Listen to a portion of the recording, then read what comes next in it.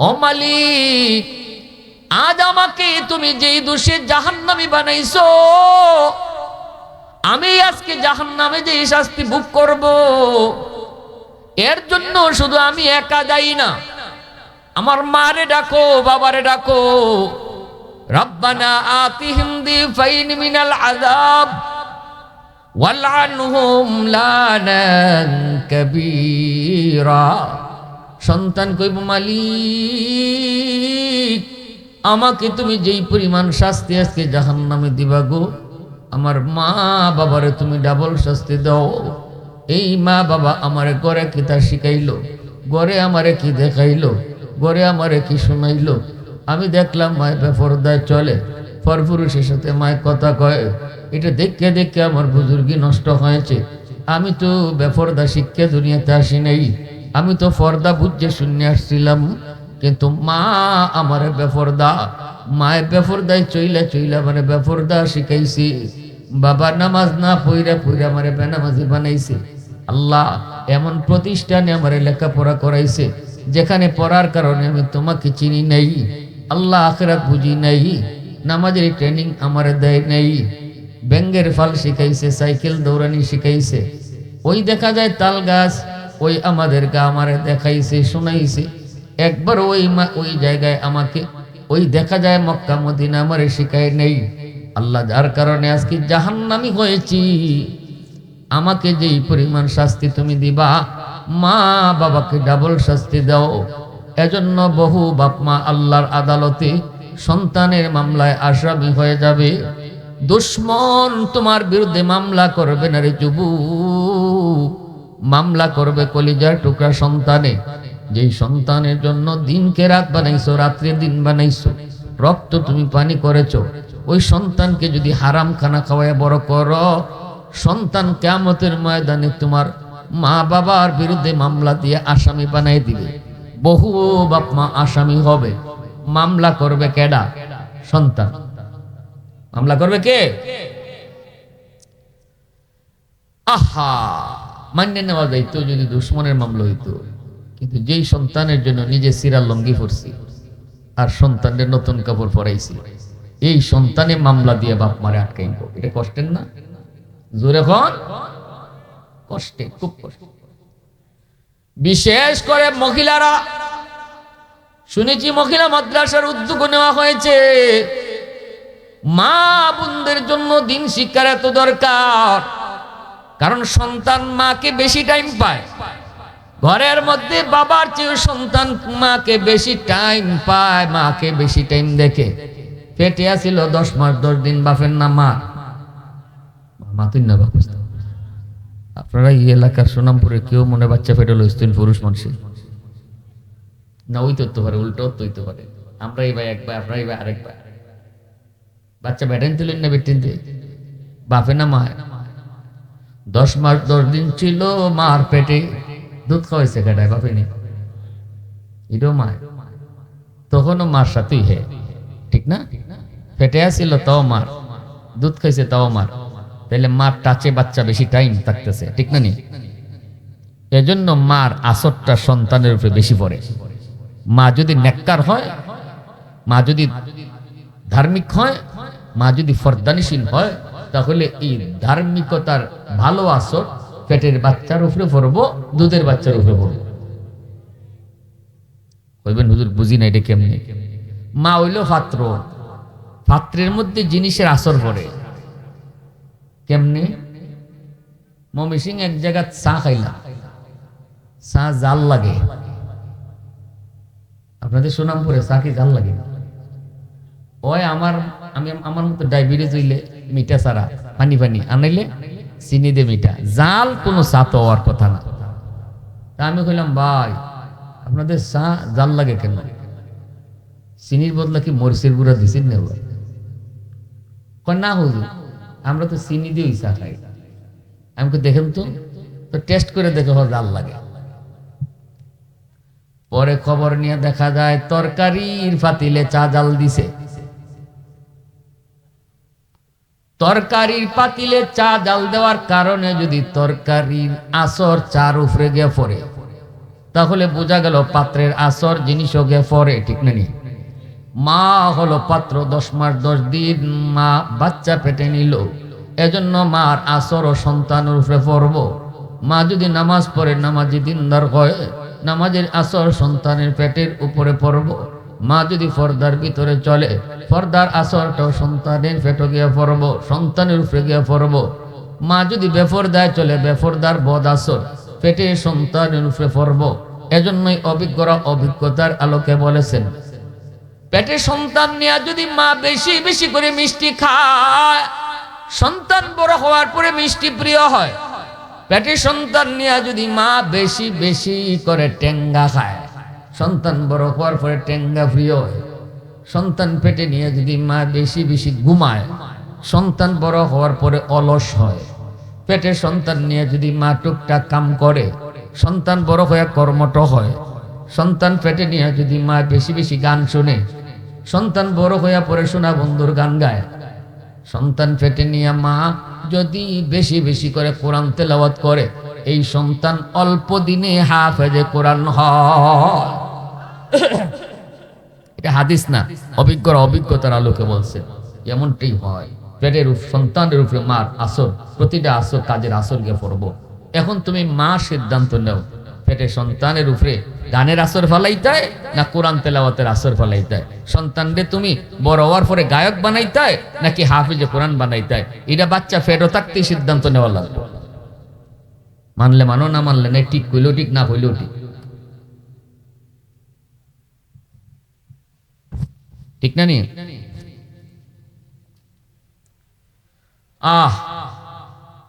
এরপরে হইল দুধ খাওয়ানি।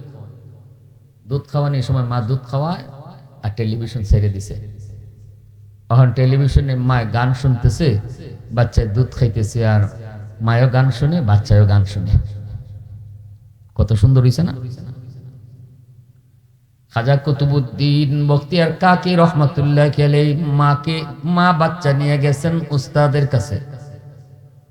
কুতুবউদ্দিন বখতিয়ার কাকি রহমাতুল্লাহ আলাইহি খাজা মঈনুদ্দিন চিশতি রহমাতুল্লাহ আলাইহি সুযোগ্য শাগরেদ। খাজা কুতুবউদ্দিন বখতিয়ার কাকি রহমাতুল্লাহ আলাইহি ছোট্ট বাবু মায় নিয়ে গেছেন, উস্তাদজি আমার কুতুবউদ্দিনকে আপনি কোরআন শিখান, আলিফ বা শিখান। উস্তাদে কয়, বাবা কুতুবউদ্দিন পড়ো আলিফ বা তা সা। কিন্তু ছোট্ট বাবু কয়, না গো উস্তাদজি, আলিফ লাম মিম যালিকাল কিতাবু লা রাইবা ফিহ। উস্তাদকে বসায়া তৈয়া 15 পারা হিফজ শোনায় দিছে। আরো আস্তে বল সুবহানাল্লাহ। উস্তাদ কই, বাবা কুতুবউদ্দিন, এ বাবা 15 পারার হাফিজ হয়েছো, কিন্তু তোমার মা কেন কইলো আলিফ বা শিখাইতাম? মাকে জিজ্ঞানো মাত্রই মা পর্দার আড়াল থেকে আল্লাহ পাকের কদমে সাজদা দিয়ে কান্দে আর কয়, উস্তাদজি খোদার কসম আমি মা ঠাট্টা করি নাই, মজাক করি নাই, আমি নিজেও জানি না আমার কুতুবউদ্দিন কেমন করে 15 পারার হাফিজ হইছে। সুবহানাল্লাহ, জোরে বলেন। আমি নিজেও জানি না কেমনে হাফিজ হয়েছে। তবে যদ্দূর মনে পড়ে, আমি মা যখন সন্তানকে দুধ খাওয়াইতাম, আমি যখন আমার কুতুবউদ্দিনকে দুধ খাওয়াইতাম, তখন আমি কোরআন তেলাওয়াত করতাম। আমি মা ছিলাম 15 পারার হাফেজা, বহুবার আমি 15 পারা হিফজ শুনাইছি। আমার কুতুবউদ্দিনকে দুধ পান করানোর সময় মনে হয় দুধের সাথে তিলাওয়াত গিয়ে ঢুকছে। সুবহানাল্লাহ, জোরে কও সুবহানাল্লাহ। আমি আপনাদের কেমন কই, দুধের সাথে কোরআন তিলাওয়াত করলে যদি তিলাওয়াত দুধের সাথে ঢুকতে পারে, মা যদি দুধ খাওয়ানোর সময় গান শুনে, দুধের সাথে গানও ঢুকতে পারে কি পারে না? হ্যাঁ, তাহলে আফসোস করে লাভ নাই। এখন যদি আপনার সন্তানে শোনা বন্ধুর গান গায়, লাভ নাই, আফসোস করে লাভ নাই। কবরের পাশ দিয়ে, বাবার কবরের পাশ দিয়ে শোনা বন্ধুর গান গায়ে গেয়ে দেইব। পেটে থাকতে যদি নিজে গান শোনাও বাচ্চারে, আর যদি পেটে থাকতে কোরআন তেলাওয়াত শোনাও, তাহলে বাচ্চা বাবার কবর দেখলে, মার কবর দেখলে তিলাওয়াত করতে করতে দেইব। সিদ্ধান্ত এখন আপনার, মা বাবার। এজন্য আমি আল্লাহ রাসূলের হাদিসটা আগে পড়ছি, কুল্লু মাউলুদিন ইউলাদু আলাল ফিতরা ফাআবাওয়াহু ইউহাব্বিদানহি আও ইউনাসসিরানহি আও ইউমাজ্জিসানহি। নবীজির হাদিসের এই ব্যাখ্যাগুলো আমি করতেছি। আল্লাহ রাসূল কেন বাপ মার কথা বললেন, কেন বাপ মার কথা বললেন? মা বাবার সিদ্ধান্ত নিবে এখন যে আমার মরণের পর আমার সন্তান কবরের পাশে সোনা বন্ধুর গান গাবে নাকি কোরআন তেলাওয়াত করবে, এই সিদ্ধান্ত নিতে হবে দুনিয়া থাকতে। ঠিক কিনা জোরে বলেন?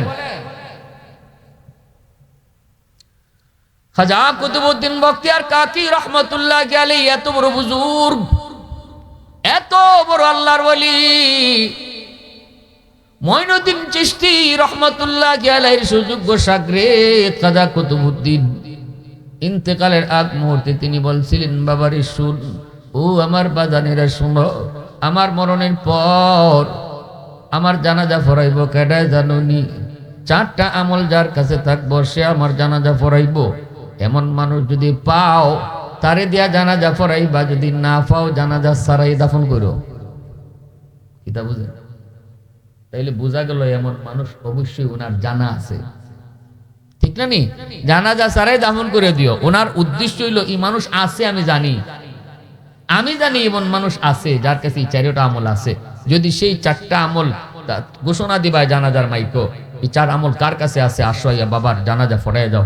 সন্তানদেরকে ওসিয়ত করতেছে, যদি সে না আসে আনতে বাধ্য করবাই। কোন কথা কইয়া? আপনি যদি না আসেন তাইলে আইসেন না। আব্বা বলছে আব্বারে জানাজা সারা দাফন দিতাম, তখন টিকি উঠতে আইব। আল্লাহু আকবার, জোরে কও, জোরে কও না আল্লাহু আকবার। সংক্ষেপে কইলাই, 1 নাম্বার হলো জীবনে কোনদিন জামাত তরক করে নাই। আসুননি কেন হইজন? জীবনে কোনদিন বালেগ হওয়ার পর থেকে মসজিদে জামাত তার তরক হয় নাই। বালেগের পর থেকে নিয়ে কোনদিন জামাত তরক হয় নাই। 1 নাম্বার শর্ত, এটা একটা শর্ত লাগাইলেনি বাংলাদেশ খুঁজে পাওয়া যাইব, সোনামপুর খুঁজে পাওয়া যাইব, একটা শর্ত হইতে পাওয়া যাইত না। 2 নাম্বার হলো জীবনে কোনদিন আসরের 4 রাকাত সুন্নত নামাজ সে সারে নাই। আসরের 4 রাকাত সুন্নত নামাজ কিন্তু সুন্নতে মুআক্কাদা না, গায়রা মুআক্কাদা, পড়লে সওয়াব না পড়লে গুনাহ নাই।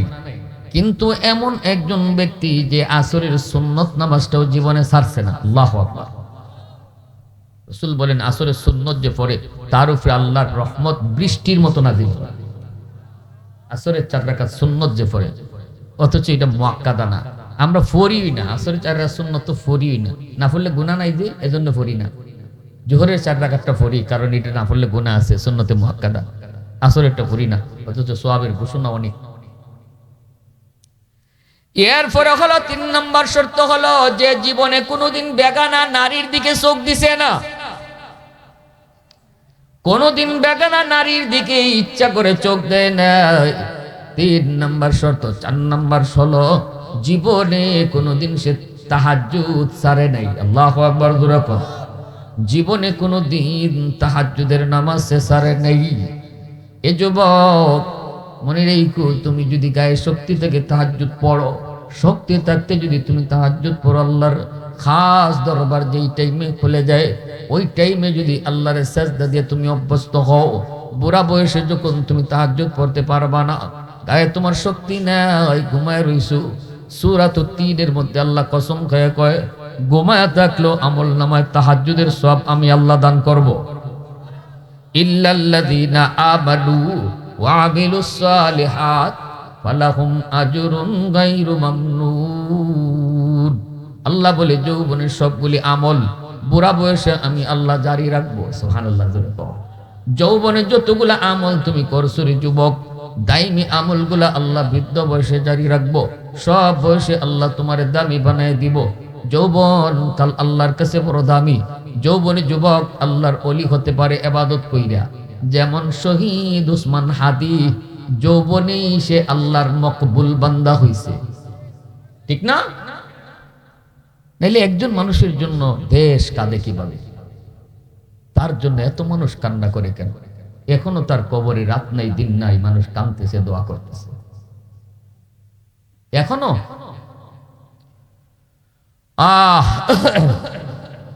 যুবক, তোমার মতো একজন যুবক ছিল, ঢাকা ইউনিভার্সিটিতে পড়ে। আমরা ইউনিভার্সিটি বিরোধী না, কলেজ বিরোধীও না। আমরা বলি না যে সবে মাদ্রাসা পড়ে মুফতি সাহেব হয়ে যাও। সব যদি মুফতি সাহেব ডাক্তার হইব কেডা? পাইলট হইব কেটা, উকিল হইব কেটা, দেশ চলবো কেমনি? আমরা বলি ডাক্তার হও, ইঞ্জিনিয়ার হও, কলেজে পড়ো, ভার্সিটিতে পড়ো, কিন্তু দিলের ভিতরে আল্লাহকে রাখো। উসমান হাদির মতো কোরআনের সৈনিক হও। ঢাকা ইউনিভার্সিটির মতো জায়গায় থেকেও সে কোরআনের সৈনিক হয়েছে, দিলের ভিতরে আল্লাহকে বসায় রাখছে, এমন ভাবে বসাইছে শত ব্যস্ততার ভিতরও সে আল্লাহকে ভুলতো না। প্রতিটা কথা সে আল্লাহর উপর ভরসা করে কথা কইতো, প্রত্যেকটা কথা আল্লাহর উপরে ভরসা করে কথা কইতো। তার জীবনের লেখাপড়া শুরু হয়েছিল মাদ্রাসা দিয়া, মাদ্রাসা দিয়ে পড়ালেখা শুরু করাইছে। তার পড়ালেখা শুরু হয়েছে আল্লাহর পরিচয় দিয়া। যেই পড়াটার শুরু হয় আল্লাহর পরিচয় দিয়া, এটাই পড়া।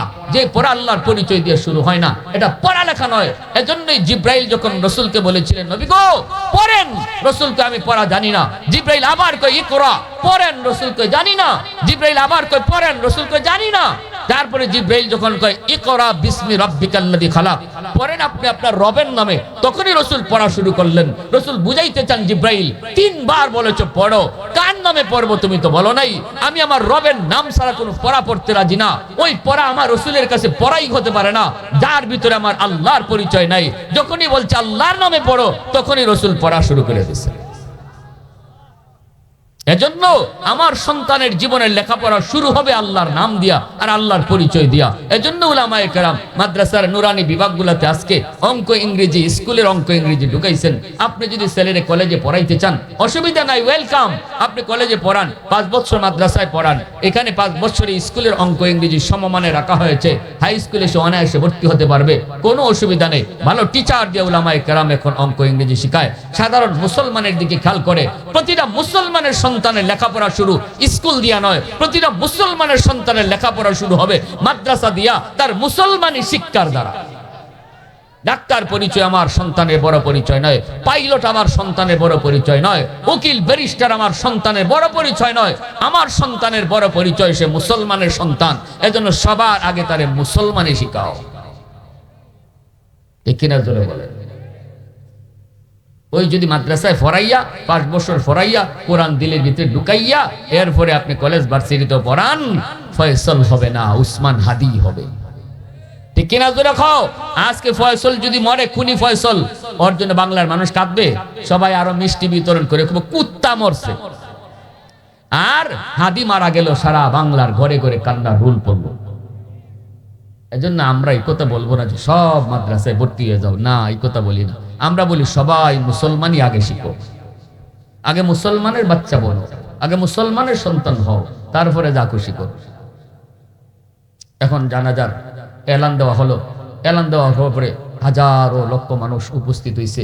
এত বড় আল্লাহর ওলির জানাজা, ভারতের, ওনার জানাজা হাজির হয়েছে, মাইক লো হইল, ঘোষণা দেওয়া হইতেছে, আসুনি এমন কেউ যার কাছে 4টা আমল রয়েছে, ওই 4 আমলের অধিকারী যে আছো, আমার বাবার ওসিয়ত হলো তুমি আইসা জানাজার নামাজ পড়াও। 1 নম্বর হলো জীবনে কোনোদিন মসজিদে জামাত তরক হয় নাই। 2 নম্বর হলো জীবনে কোনোদিন আসরের সুন্নত নামাজ কাজা হয় নাই। 3 নম্বর হলো জীবনে কোনোদিন বেগানা নারীর দিকে নজর দেয় নাই। 4 নম্বর জীবনে কোনোদিন তাহাজ্জুদ তরক হয় নাই। এই 4টা আমল কার কাছে আছে? আসো, আইসা বাবার জানাজা পড়াও। লক্ষ মানুষের ভিতরে কেউ হাত তোলার সাহস পায় না।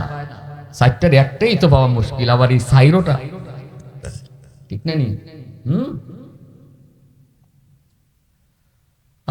আরেফ বিল্লাহ হাকিম আখতার সাহেব রাহিমাহুল্লাহ বলেন, এই যুগে যদি কেউ কয় যে আমি আমার চোখের হেফাজত করছি, উনি বলে যদি কেউ আমার কইতে পারে বুকে হাত দেয় যে আমার চোখের হেফাজত আছে, আমি কাগজে লিখে দিব সে আল্লাহর ওলি হয়ে গেছে। এই ফিতনার যুগে ইনি বলছেন, এই যুগে যদি কেউ কয় আমার চোখের হেফাজত আছে, তাহলে আমি গ্যারান্টি দিয়ে দিব সে আল্লাহর ওলি হয়ে গেছে। ভাইরা আমার, কেউ তো আসে না, কেডা আসে? কেউ আসে না। বারবার বারবার এলান দেওয়ার পর কেউ যখন আসে না, বাধ্য হয়ে মাইকে এলান করা হলো, বাধ্য হয়ে মাইকে এলান করা হলো, তাহলে বাবাকে জানাজা সারাই দাফন করা হবে। জানাজা সারাই যখন দাফন করা হবে, এটা আমার আব্বার ওসিয়ত, যদি কেউ এমন না পাওয়া যায় তাহলে বাবাকে জানাজা সারাই দাফন করা হবে। যেই মাত্র এই কথাটা বলছে এমনি দেখা যায় দর্শকের ভিতর থেকে একজন মানুষ মুখটারে চাদর দিয়ে ডাইকা দাঁড়াইয়া সামনের দিকে আসতেছে। আল্লাহু আকবার। সামনের দিকে আইসা ওই কুতুবউদ্দিন বখতিয়ার কাকি রহমতুল্লাহ আলাইহির চেহারার সামনে আইসা মুখটা সরাইয়া কাফন থেকে মুখটা বের করে বলতেছি, ওগো আল্লাহর ওলি, কেন আপনি এই শর্তটা করে গেলেন? আমি তো চাইছিলাম আমার আমলটা যেন দুনিয়ার কেউ না জানবেন শুধু আমার আল্লাহ সুবহানাল্লাহ। আমার আমলটা যেন গোপন থাকে, আমি কাউকে জানাইতে চাই নাই গো। কিন্তু আপনি শর্ত করার কারণে তো সবাই জেনে গেল। আমি তো মানুষকে দেখানোর জন্য এই আমল করি নাই, আমি তো শুধু আমার মালিককে খুশি করার জন্য করছি। আপনি তো আপনার আমল গোপন রাখলেন, কিন্তু আমারটা কেন পাশ করে দিলেন? আমারটা কেন ফাঁস করে দিলেন? আপনি তো আপনারটা গোপন রাখলেন। কিয়ামতের মাঠে যদি এই প্রকাশ হওয়ার কারণে আমি আল্লাহর কাছে পুরস্কার কম পাই, জবাব আপনি দিবেন। সুবহানাল্লাহ। জোরে কও, আরো জোরে সুবহানাল্লাহ। मैं तालिब मौला हूँ मेरे इश्क़ निराला, मैं तालिब मौला हूँ मेरे इश्क़ निराला, है जुमला जहाँ जिनके तजल्ली से उजाला, मादर दो जहाँ गैर खुदा यार नदारम, यदि आदे खुदा ही चिदिगर कार नदारम, যদি আদে খোদা হি চিদিগর কার নাদারিন। মুসলমানের আওয়াজে কোন আল্লাহু আকবার। এইবার অসংখ্য লক্ষ মানুষ তাকায় দেখতেছে মানুষটাকে। এমন চারটা আমলের মালিক, জীবনে কোনোদিন মসজিদে জামাত হয় নাই, আসরের সুন্নত বাদ দেয় নাই, চোখের হেফাজত, বেগানা নারীর দিকে নজর দেয় নাই, তাহাজ্জুদ মিস হয় নাই। এমন চারটা আমল এমন একজন মানুষই করতে পারে হয়তো যার জীবনে কোনো দুনিয়াদারি নেই। যেই মানুষটা শুধু 24 ঘন্টা মসজিদে পড়ে থাকি, হয়তো তার ঘর নাই, বাড়ি নাই, বউ নাই, বাচ্চা নাই, ব্যবসা বাণিজ্য কিছুই নেই, কোন রকম হয়তো মসজিদে পইরা পইরা আল্লাহর বন্দেগী করে। নতুবা এমন চার আমলের মালিক তো কেউ হওয়ার কথা না। কিন্তু সবার মনের সকল কল্পনা জল্পনা দুলিশাত করে যিনি চেহারাটা দেখাইলেন, তিনি ছিলেন ওই সময়ের সবচেয়ে ব্যস্ত মানুষ, সবচেয়ে বেশি ব্যস্ত মানুষ। তিনি ছিলেন দিল্লির সুলতান শামসুদ্দিন আলতামাস রহমাতুল্লাহি আলাইহি। আল্লাহু আকবার। দিল্লির সুলতান শামসুদ্দিন আলতামাস রহমাতুল্লাহি আলাইহি কত বড় বুজুর্গ ছিলেন, একজন সুলতান, দেশের দায়িত্ব এসে প্রেসিডেন্ট মিয়া। আর আমরা মেম্বার হইলে মাটির পাও লাগে না, চেয়ারম্যান হইলে তো মাতুনি যায় না। চেয়ারম্যানের সাথে মাত্রায় ভরে, চেয়ারম্যানের হালার সাথে নি মাত্রায় ভারো দেওয়া, ঠিক নাই? জোরে কও। আর দিল্লির সুলতান হইয়া তিনি নিজের এই চার আমলের মালিক বানাইছেন। জোরে কও সুবহানাল্লাহ। এখন বুঝো, এখন যদি কেউ কয় হুজুর ওয়াজ করা সোজা, দুনিয়াদারি কইরা দেখুন অত সোজা না, মেম্বারি কইরা দেখুন, চেয়ারম্যানি কইরা দেখুন, দেশ চালাইয়া দেখুন, এবার একবার আল্লাহ যে দেখুন এবার চলা অত সোজা না। যারা কয় তারার লাগে দলিল আসেনি না নাই? তারার লাগে দলিল আসেনি না নাই? আল্লাহই দলিল বানাইয়া রাখছে। তুমি প্রশাসনের দায়িত্ব হাতে নিবা, তুমি জনগণের প্রতিনিধি হবা। প্রতিনিধি হইও আল্লাহর ওলি যে হওয়া যায়, আল্লাহ চেয়ারম্যান হইও যে আল্লাহর ওলি হওয়া যায়, মন্ত্রী হইও যে আল্লাহর ওলি হওয়া যায়, প্রেসিডেন্ট হইও যে আল্লাহর ওলি হওয়া যায়। আল্লাহ এমন দৃষ্টান্ত জমিনে রাখছেনি না রাখছে না? এমনকি প্রতিনিধি যারা হয়, সমাজের মানুষের দায়িত্ব যারা পায়, এরা আরো তাড়াতাড়ি আল্লাহর ওলি হয়। কারণ খেদমতে খালক, মানুষের সেবা নফল বন্দেগীর ভিতরে সবচেয়ে বড় ইবাদত। একজন মানুষ মসজিদের মধ্যে 50 রাকাত নফল নামাজ পড়ছে, আর আরেকজন মেম্বার সাহেব মসজিদের নামাজটা পইরা বাইরিয়া গেছি গিয়ে জনগণের হালত দেখতো। রাস্তা একটা ভাঙ্গা এটা ঠিক করবার লাগে, ব্রিজ একটা ভাঙ্গা এটা ঠিক করার লাগে। পরিষ্কার কিতাবে লেখছেন 50 রাকাত নফল নামাজ যে মসজিদে পড়তেছে তার চেয়ে বেশি সওয়াব ওই মানুষটার যে মানুষের সেবার কাজে নিয়োজিত হয়ে গেছে। খেদমতে খাল, মানুষের উপকারে কাজ করা, এটা এত বন্দেগী, এত সওয়াব। ওই যে আব্দুল্লাহ ইবনে আব্বাস রাদিয়াল্লাহু তাআলা বলছিলেন, আমি তো ওই রওজাওয়ালার জবান থেকে শুনেছি মদিনার মসজিদে 10 বছর ইতিকাফ করলে যেই সওয়াব হয়, এর চেয়ে বেশি সওয়াব হয় একজন মুসলমানের বা একজন মানুষের উপকার করলে। জোরে কোন না সুবহানাল্লাহ। ভাইরা আমার, এজন্য বলি মা বোনদের জন্য এত দিন শিক্ষা এত দরকার। মায়েরা যদি দিনদার হয় তাহলে সন্তান দিনদার হয়ে যায়। ওই যে কুতুবউদ্দিন বখতিয়ার কাকি এত বড় বুজুর্গ হয়ে গেলেন, এত বড় ওলি হয়ে গেলেন এমনি এমনি। মঈনুদ্দিন চিশতি বলেন, মা আজ আমার চেহারা দেখে 90,000 হিন্দু কালেমা পড়ে মুসলমান হয়ে গেছে। মঈনুদ্দিন চিশতির মা বলতেছে, বাবা এটা তোমার বাহাদুরি নয়, এটা আমি মার বাহাদুরি। কেমনে? কারণ হলো আমি মা জীবনে কোনোদিন তোমাকে অজু ছাড়া দুধ খাওয়াইছি না। জোরে কন্যা সুবহানাল্লাহ। অজু ছাড়া আমি মা তোমাকে দুধ খাওয়াই নেই, এজন্যই তোমার এত বুজুর্গি। ওই যে আল্লামা ডক্টর ইকবাল অক্সফোর্ডে যখন লেখাপড়া করতে যাবেন লন্ডনে, মাকে বলেছিলেন, মা গো, ডানে ইহুদি বামে ইহুদি, সামনে ইহুদি পিছনে ইহুদি, মুসলমানি নিয়ে টিকবো কেমন করে?